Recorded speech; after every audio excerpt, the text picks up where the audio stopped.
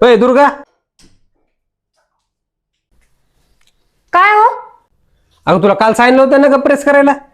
झाली नाही माझ्याच्यानं काल करणं. बक्कळ माझ्या मागं काम होते. आज काय घालू? दर नुसते भांडायलेत मला. नवरा सारखा भांडायलाय आणि संक्रांत पण जवळ आली. म्हटलं तिळगुळ दिला तरी गोड गोड बोलतील म्हणून लगेच तिळाचे लाडू करायला घेतले. गॅसवर कढई ठेवायची, त्यामध्ये 1 वाटी शेंगदाणे टाकून खमंग चांगले तडतड वाजेपर्यंत भाजून घ्यायचे.